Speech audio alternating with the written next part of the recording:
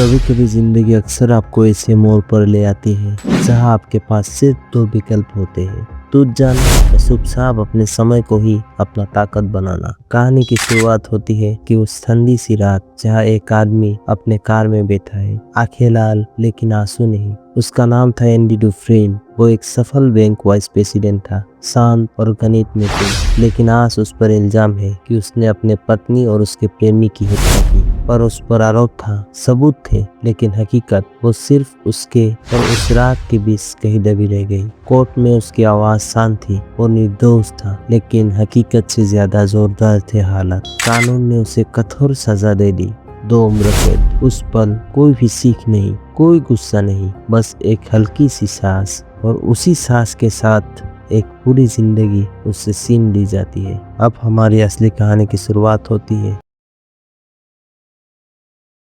Shawshank, पत्थरों से बनी विशाल दीवारें, ऊंची मीनारें और गार्ड्स की ठंडी और बेरहम निगाहें। पुराने कैदी खड़े होकर नए कैदियों पर दाव लगा रहे थे कि आज रात कौन सबसे पहले रोएगा, कौन अंदर से टूटकर बिखर जाएगा। उन्हीं नए कैदियों के बीच खड़ा था एंडी, बिल्कुल शांत और सबसे अलग, जैसे वो इस दुनिया का हिस्सा ही ना हो। जेल की पहली रात। सन्नाटा इतना गहरा था कि दीवारों की रगड़ भी सुनाई दे। असल में जेल की पहली रात सबसे मुश्किल होती है। कुछ लोग बाहर से रोते हैं, कुछ अंदर से कूदते हैं, पर एंडी वो पूरी रात पत्थर की तरह खामोश रहा। अचानक एक नया कैदी डर से सीखने लगता है, पागलों की तरह घर जाने के लिए जिद करता है, लेकिन कैप्टन की लाठियों ने उस आवाज को बेरहमी से कुचल देती है। अगली सुबह जब सूरज उगता है तो वो आवाज हमेशा के लिए खामोश हो चुकी थी। शोशैंक ने अपना पहला शिकार कर लिया था। कुछ दिनों के बाद एंडी रेड के पास जाता है, रेड जो पिछले 20 सालों से उस जेल में था और जेल के अंदर जरूरत के सामान पहुंचाने में माहिर खिलाड़ी था। एंडी उससे एक चीज मांगता है कि उसे एक रॉक हैमर चाहिए। पहले रेड उसकी बात सुनकर मुस्कुराता है और बोलता है, किस लिए चाहिए? एंडी के चेहरे पर एक हल्की सी मुस्कान आती है और वो कहता है कि उसे पत्थर तराश कर कुछ नया बनाने के लिए चाहिए। रेड को लगा ये आदमी पागल है, पर उसने वो हथौड़ा एंडी को दिला दिया। रेड को क्या पता था कि ये छोटा सा औजार इतिहास की सबसे बड़ी और खामोश क्रांति लिखने वाला था। जेल में एक गैंग है जो एंडी को कमजोर समझते, उसे परेशान करते, धमकाते, लेकिन एंडी की आंखों में आंसू नहीं था, उसकी आंखों में गुस्सा भी नहीं था, सिर्फ था पेशेंस। कुछ लोग जेल में टूट जाते हैं, लेकिन एंडी वो किसी और ही मिट्टी का बना था। एक दोपहर को तपती धूप में कैदी छत की मरम्मत कर रहे थे। कैप्टन अपने टैक्स की परेशानियों पर चिल्ला रहा था। एंडी अपनी जान जोखिम में डालकर आगे आता है और कैप्टन को टैक्स बचाने के लिए एक कानूनी तरीका बताता है। कैप्टन उसकी बातों से खुश हो जाता है और उसके बदले में एंडी अपने लिए कुछ भी नहीं मांगता, बस कैप्टन के सामने एक शर्त रखता है कि मेरे दोस्तों को ठंडी बियर मिलनी चाहिए। उस दिन शोशैंक की छत पर बैठे कैदी बियर पी रहे थे। उस दिन कुछ मिनटों के लिए सभी कैदी आजाद थे।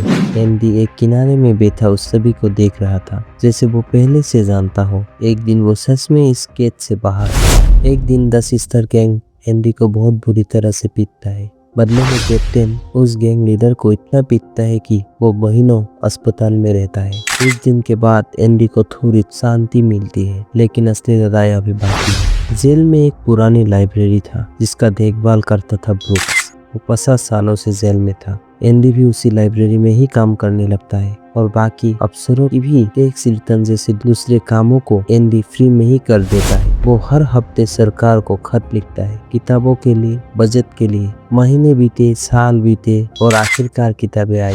ब्रूक्स जो 50 सालों से जेल में रहा, वो आज रिहा हो रहा था, पर बाहर की दुनिया उसके लिए बिल्कुल अजनबी थी। गाड़ियां तेज थी, उसे जेल की दीवारों से मोह हो गया था। वो अकेलापन बर्दाश्त नहीं कर पाता और खुद को खत्म कर लेता है। साल बीते हैं पर मौसम बदलते हैं, बरसात आती है जाती है, सर्दियां जमती है पिघलती है, लेकिन एक चीज नहीं बदलती, एंडी का चेहरा। जैसे उसके अंदर समय रुक गया हो। कुछ लोग जेल को अपना ही घर बना लेता है, लेकिन एंडी वो हर दिन ऐसे जीता था कि जैसे वो यहाँ कुछ दिन ही रुकने के लिए आया है। एक दिन वो वार्डन के ऑफिस में म्यूजिक चला देता है। पूरी जेल में गूंजती है वो छुरीली अनजानी भाषा की आवाज। कैदी रुक जाते हैं, हथौड़े थम जाते हैं, सब ऊपर देखते हैं जैसे आसमान से ही कुछ गिरा हो। सभी कैदी उस आवाज में खोए हुए थे, शायद समझ नहीं पा रहे थे कि क्या गाया जा रहा है, लेकिन दिलों पर असर हो रहा था। लेकिन उस दिन 2 मिनट के लिए भी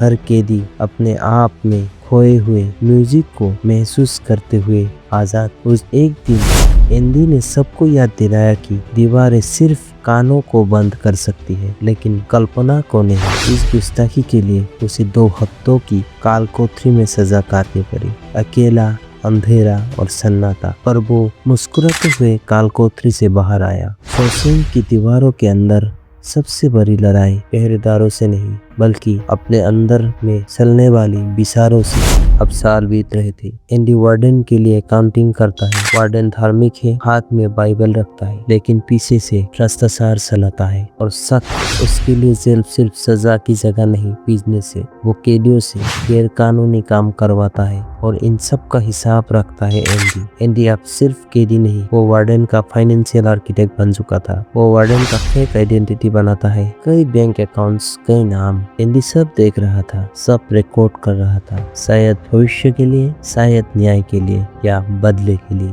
वार्डन सोचता था कि वो एंडी को इस्तेमाल कर रहा है, लेकिन असल में एंडी हर ट्रांजैक्शन की कॉपी अपने दिमाग में जमा कर रहा था, शांत, सटीक और खामोशी से। एक नया कैदी जेल में आता है जिसका नाम था टॉमी। युवा था, थोड़ा बेपरवाह था। एंडी उसे पढ़ाता है, डिप्लोमा दिलाने की कोशिश करता है। धीरे धीरे टॉमी बदलने लगता है। एक दिन कैजुअली बात करते हुए टॉमी एंडी को बताता है कि वो पहले एक जेल में था, वह एक कैदी था जो शराब के नशे में तींगे मारता था। उसने कहा था, मैंने एक बैंकर्स की बीवी और उसके प्रेमिक को मारा, उसके वजह से एक बेवकूफ बैंकर अंदर सड़ रहा है। एंडी जम जाता है, उसके हाथ कांपते हैं। सालों बाद पहली बार उम्मीद अदालत की तरह सामने खड़ी है और टॉमी की बातें सुनकर एंडी वार्डन के पास आता है और उसके केस को दोबारा खोलने के लिए बोलता है। वार्डन पहले शांत था, फिर उसकी आंखें बदलती है। वो सोचता है कि अगर एंडी बाहर गया तो उसका पूरा काला साम्राज्य गिर जाएगा। एंडी को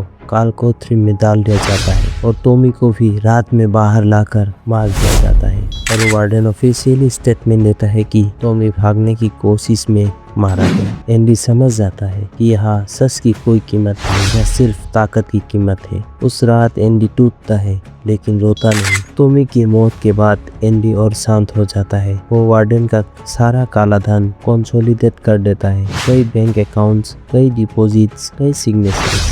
वार्डन सोचता है वो सुरक्षित है, लेकिन एंडी की आंखों में अब डर नहीं, फैसला था। वो रेत से कहता है, मैं या तो यहाँ मरूंगा या बाहर जाऊंगा। जाने से पहले वो रेत को एक अजीब रिक्वेस्ट करता है, अगर तुम कभी भी बाहर जाओ वॉकस्टोन में एक पत्थर के नीचे देखना। रेत हंसता है, तुम्हें क्या लगता है मैं बाहर जाऊंगा? एंडी कहता है, उम्मीद। सुबह गार्ड्स रूटीन चेक के लिए आते हैं। एंडी की सेल खाली। पहले उन्हें लगता है वो सिपाही। वार्डन को बुलाया जाता है। वार्डन गुस्से में सेल में आता है, दीवार पर पोस्टर देखता है, पत्थर फेंकता है, पोस्टर फटता है और उनको पीछे देखने को मिलता है एक सुरंग। वार्डन की आंखें फैल जाती है, उसके हाथ कांपते हैं। वो समझ जाता है कि जिसे वो सबसे ज्यादा कंट्रोल करता था वही उसे मार देगा। 19 साल तक कोई नहीं समझ पाया कि एक आदमी धीरे धीरे समय के खिलाफ सुरंग बना रहा था। रात के अंधेरे में जब पूरी जेल सो जाती, एंडी अपने दीवार के पास बैठता, उसे देखता, उसे मापता। दीवार से रेत जैसा पाउडर गिरता जिसे वो अपनी जेबों में भर लेता और अगले दिन यार्ड में टहलते हुए चुपके से गिरा देता। लगभग 2 दशक तक चलने वाली ये तपस्या किसी के वहम में भी नहीं थी। रेत को नहीं पता था कि एंडी और सबकी नजरों से छुपकर हर रात अपने भविष्य को तराश रहा था, पत्थर से, समय से। लेकिन असली खेल अभी शुरू हुआ था और यहाँ से कहानी एक विस्फोट की तरफ बढ़ जाती है। तूफानी रात, आसमान में बिजली चमक रही थी, बारिश पत्थर की दीवारों पर हथौड़े की तरह गिर रही थी। शोशेंग सो रहा था, लेकिन एक आदमी जाग रहा था, एंडी। उसके चेहरे पर डर नहीं था, घबराहट नहीं थी, बस थी शांति। 19 सालों की तैयारी आज एक रात में दांव पर लगने वाली थी। वो अपने जूते कसता है, कागजों का छोटा पैकेट प्लास्टिक में लपेटता है और धीरे धीरे पोस्टर को हटाता है। दीवार में एक बड़ा से इतना बड़ा कि एक आदमी उसमें घुस सके। एंडी और सुरंग में रेंगना शुरू कर देता है। अंधेरा, सांस भारी, पीछे है एक पूरी जिंदगी, आगे क्या है पता नहीं। सुरंग के अंत में गंदगी से भरा हुआ सीवेज पाइप। एंडी रुकता है और फिर पाइप तोड़ता है। तेज बदबू, एंडी का दम घुटता है लेकिन वो रुकता नहीं। एक लंबा घुटन भरा रास्ता जहाँ हर इंच पर हार मान लेने का मन करे और हर सेकेंड में मौत का खतरा। लेकिन एक चीज उसे आगे बढ़ा रही थी, उम्मीद। और फिर उस पाइप का अंत। एंडी बाहर गिरता है, कीचड़ में लथपथ, बारिश में भीगा हुआ, जिसे किसी ने उसे दोबारा जन्म दिया हो। जब वो बाहर निकला तो आसमान खुल चुका था। आसमान की ओर देखता है, हाथ फैलाता है। बारिश उसके चेहरे को धो रही थी, जैसे 19 साल की गंदगी धुल रही हो। उस रात बारिश बहुत तेज थी, जैसे खुद आसमान उसे आशीर्वाद दे रहा हो कि वो आजाद है। लेकिन कहानी यही खत्म नहीं होती। एंडी सीधा भागा नहीं, वार्डन का पैसा निकालने के लिए बैंकों में जाता है। वार्डन के सारे गुप्त अकाउंट से पैसे निकालता है और सारे सबूत कागजात प्रेस को भेजता है। शोशैंक में हलचल मच जाती है। कैप्टन भी गिरफ्तार हो जाता है। पुलिस वार्डन के ऑफिस में पहुंचती है, लेकिन वार्डन अपने आप को खत्म कर लेता है। उसका साम्राज्य उसी कमरे में खत्म हो जाता है। साल बीतते हैं। अब रेड फिर से पेरोल बोर्ड के सामने बैठा था। पहले की तरह वो कोई जवाब नहीं देता। वो सच बोलता है, मैं बदल गया हूँ। मैं उस आदमी को नहीं पहचानता जिसने वो अपराध किया था।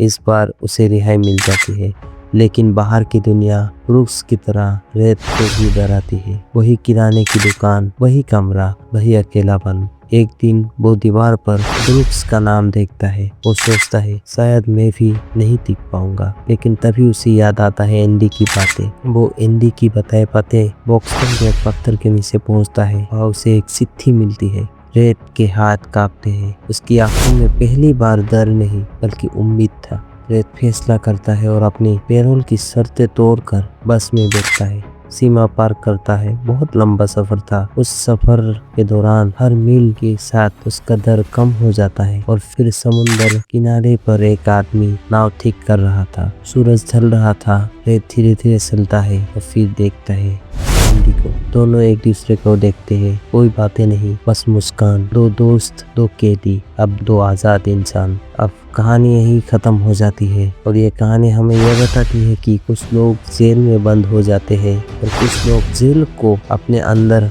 बंद नहीं होने देते। उम्मीद खतरनाक है क्योंकि वो आपको सपने दिखाती है, लेकिन अगर आप उसे थामे रखें तो 19 साल की दीवार भी गिर सकती है। असली आज़ादी बाहर नहीं बल्कि आपके अंदर शुरू होती है।